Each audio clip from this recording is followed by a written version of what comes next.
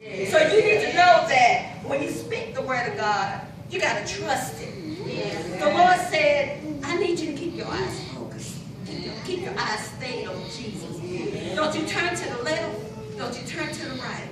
Don't even look to the back. I need you to keep your eyes focused on me.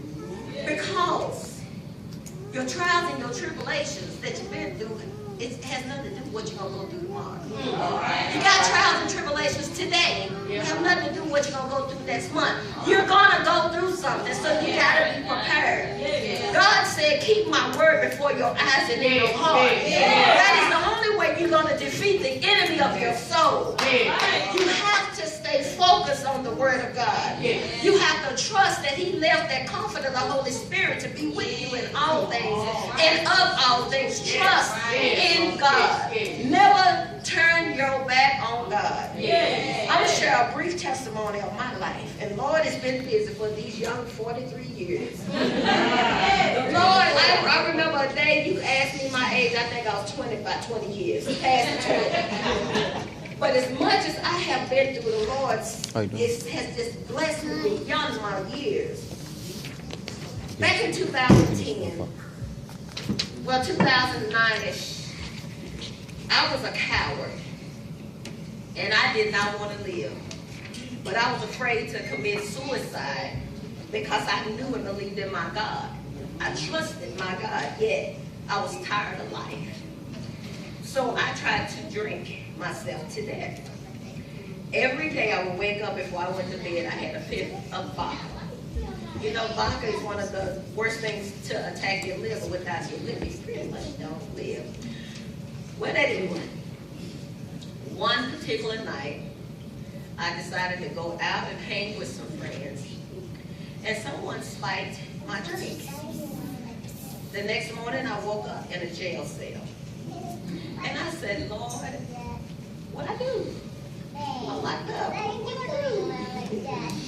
So I was sitting in this solitude jail cell, and I laid down, and I said, Lord, if you get me out of this, I will never disappoint you another day of my life. Just get me out of this. I looked up. I mean, the whole day I was there, they didn't even serve me food. They said I was in a frantic. I was telling them someone was trying to kill me, but they didn't understand me. When I went before the judge to be arraigned, it happened to be on a Sunday. The judge that came to arraign me was getting ready to go to church. She said, let me hurry up and get these 10 people out of the way. She got to me. She said, guilty? No, not guilty, no contest. I said, I don't know. She said, you have to say something. I said, if I say it, I'll be lying. I really don't know. She said, you don't remember what happened? I said, no, ma'am, I do not.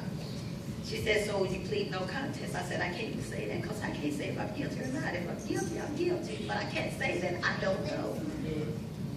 She looked at my paperwork. She asked, she said, you work here? I said, yes, ma'am. She said, how long you been on? I said, 18 years.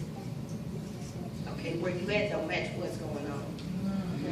And she said, have you ever been in trouble? I said, no, ma'am. She turned around and looked at them, the officers there, they said she don't have a background, she don't have a record. I wasn't even an assistant. I was the only one who walked out with no other.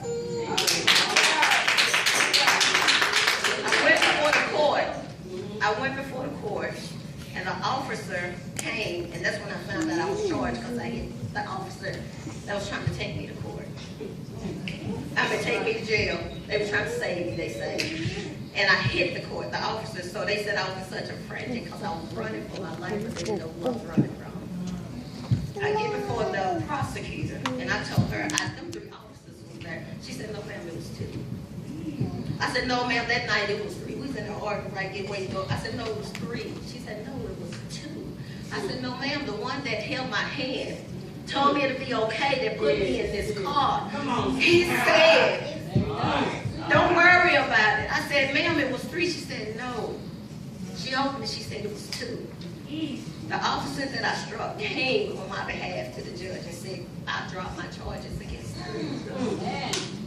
I ended up walking out with what should have been a first-class felony. That should have been a felony striking a police officer. With 3 months deferred beautification with no record even to this day. I didn't know that when I said, Lord, if you get me out of this, I didn't know I was going to hit high tide, tsunami water. So be mindful when you say, Lord, I trust you. I know you're going to get me through this. But you got to be ready and be prepared. Because the Lord may get you out of this, but you better be ready because you're going to go through a test. The enemy is going to be mad because the Lord delivered you out of this trap that should have destroyed you. So when he get ready to take you to your next level, you better be ready because the enemy of your soul is going to be out to kill you. He played with you here, but he was ready to kill you right here. So you got to know, according to Psalms 18, that always remember that you love the Lord. Always remember that your strength is in the Lord. Always remember that the Lord is your rock. Always remember that the Lord is your deliverer. Always remember that the God of rock is your salvation. Always remember that the Lord is your refuge and your shield. Always remember that the Lord is the Lord of your salvation. Always remember that the Lord is your stronghold. Always remember to call upon the Lord who is the God of your soul, who shall deliver you. Always remember. And as I tell a dear friend of mine that always struggle because when they go to pick up the Bible, they say, I can't understand this.